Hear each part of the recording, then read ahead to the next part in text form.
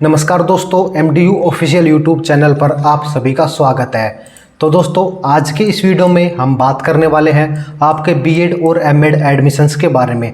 यानी दोस्तों, आपके जो एडमिशन है वो ऑनलाइन कब से होंगे, आप कैसे अप्लाई कर सकते हैं, आपकी क्लासेस कब से होंगी, आपकी काउंसलिंग कब लगेगी, आपकी फ़ीस क्या है, किस कॉलेज में आपको एडमिशन मिल सकता है, लास्ट डेट क्या रहेगी। ये आपके जितने डाउट्स हैं दोस्तों इस वीडियो में क्लियर हो जाएंगे। तो चलिए दोस्तों, वीडियो की शुरुआत करते हैं। लेकिन उससे पहले अगर आपने अभी तक हमारे चैनल को सब्सक्राइब नहीं किया है तो चैनल को सब्सक्राइब करके बेल नोटिफिकेशन ऑल पर सेट कर ले। तो चलिए दोस्तों, लेट्स स्टार्ट।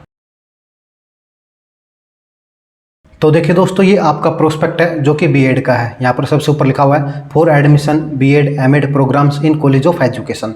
तो दोस्तों, ये आपका बीएड का प्रोस्पेक्ट है, एमएड का प्रोस्पेक्ट है, साथ ही BEd special education, MEd special education, इन सब का ये एक ही प्रोस्पेक्ट है। इसमें आपको पूरी जानकारी दी गई है। शुरू में दोस्तों आपको यूनिवर्सिटी के बारे में बताया गया है। नीचे चलकर आपको आना होगा सीधा सेक्शन 2 पर।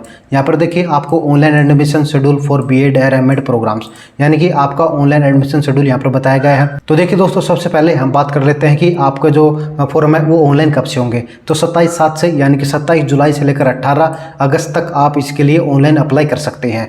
फीस की बात करते हैं तो 1000 रुपया अगर आप जनरल कैटेगरी से हैं या फिर हरियाणा से बाहर के कैंडिडेट हैं। और दोस्तों, अगर आप हरियाणा से हैं और SC BC या फिर किसी और कैटेगरी से बिलोंग करते हैं जनरल को छोड़कर, तो मात्र 625 रुपया आपकी फ़ीस रहेगी।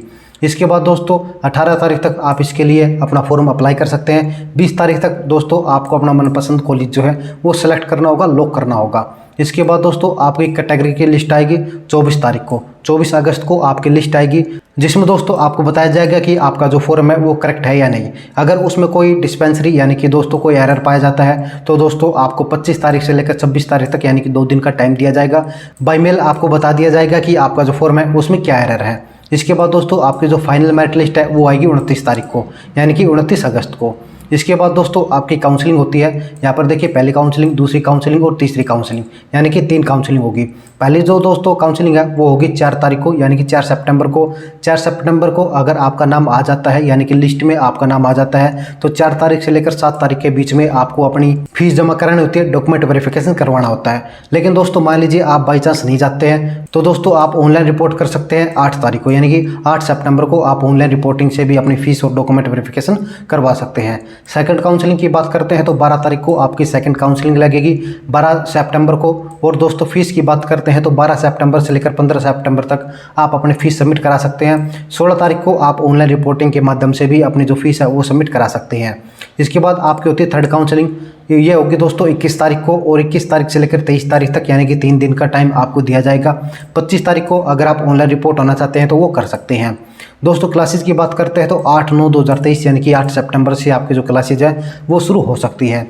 दोस्तों मैं आपको बता दूं, ये जो काउंसलिंग है ये गवर्नमेंट कॉलेज, प्राइवेट कॉलेज या फिर government aided college, semi private college, सब में एक साथ होगी, यानी कि सबके जो डेट है वो एक साथ दी गई है। इसके बाद देखिए दोस्तों, अगर मान लीजिए किसी कैंडिडेट का नाम तीनों लिस्ट में भी नहीं आता है तो दोस्तों इसके बाद आपकी जो फिजिकल काउंसलिंग होगी, फिजिकल काउंसलिंग की जो फीस है वो 2000 रुपया रहेगी। आप जिस कॉलेज में फिजिकल काउंसलिंग के माध्यम से एडमिशन लेना चाहते हैं उसकी फीस 2000 रुपया रहेगी।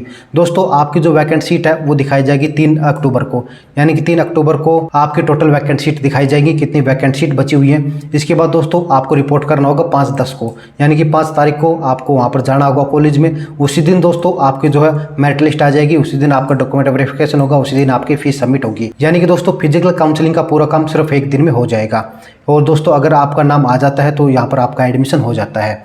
इसके बाद देखिए आपके क्राइटेरिया की बात करते हैं, एलिजिबिलिटी कंडीशंस की बात करते हैं। तो अगर आप बीएड के लिए अप्लाई करते हैं तो दोस्तों आपके पास जो है बैचलर की डिग्री होनी चाहिए, जिसमें कम से कम 50% मार्क होने चाहिए। अगर आप SC ST OBC कैंडिडेट हैं तो 47.5% मार्क्स अगर आपके हैं तो आप इसके लिए अप्लाई कर सकते हैं। अगर बात करते हैं एमएड की, अगर आपको एमएड में एडमिशन लेना है तो दोस्तों आपके पास जो है बीएड की डिग्री होनी चाहिए, जिसमें कम से कम 50% मार्क्स होने चाहिए। अगर आप SC ST कैटेगरी से बिलोंग करते हैं तो 47.5% मार्क्स जो है आपके पास होने चाहिए।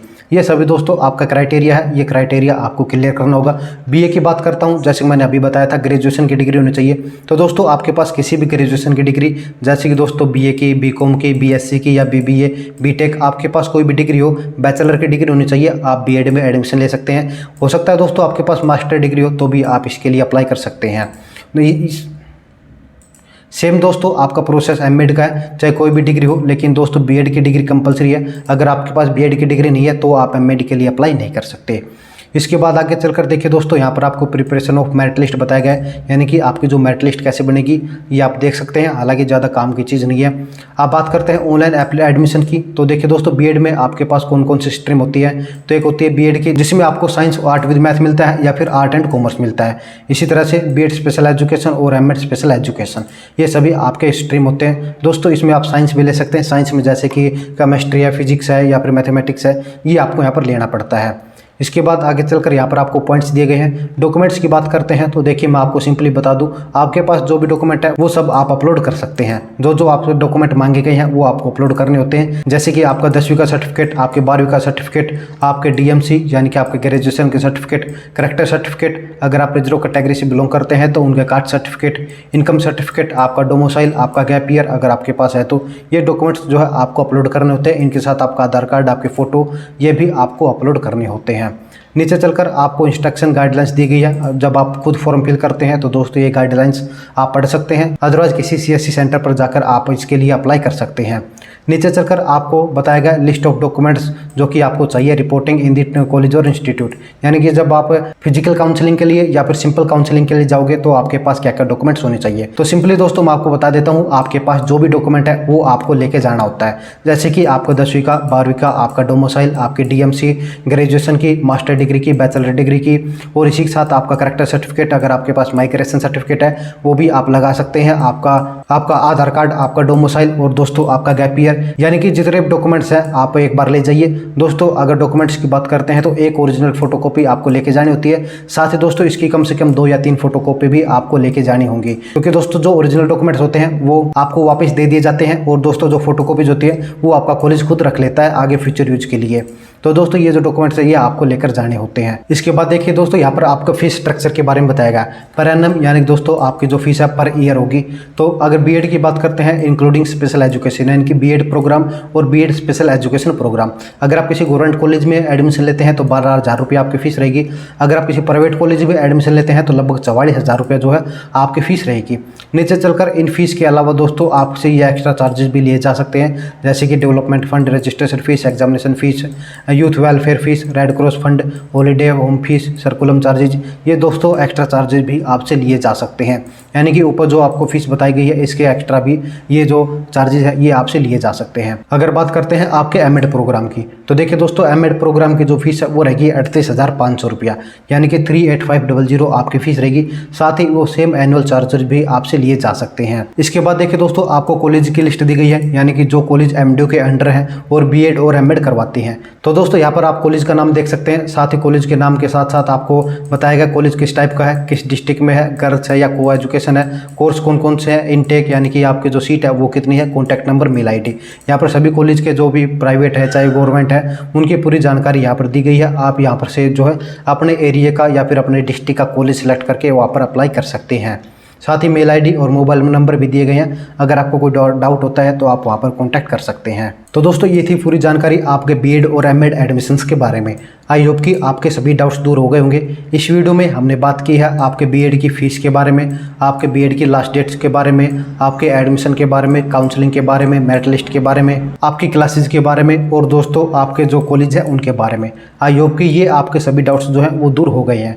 लेकिन दोस्तों अगर अभी भी आपको बीएड एमएड एडमिशन के रिगार्डिंग कोई डाउट है तो आप मुझे कमेंट बॉक्स में लिख सकते हैं, या फिर सोशल मीडिया पर जैसे व्हाट्सएप पर, इंस्टाग्राम पर या टेलीग्राम पर डीएम कर सकते हैं।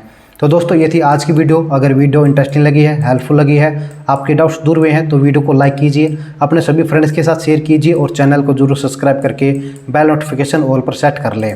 तो दोस्तों इस वीडियो में इतना ही। जल्दी मिलते हैं नई वीडियो में नई अपडेट के साथ। तब तक के लिए जय हरियाणा, जय हरियाणवी।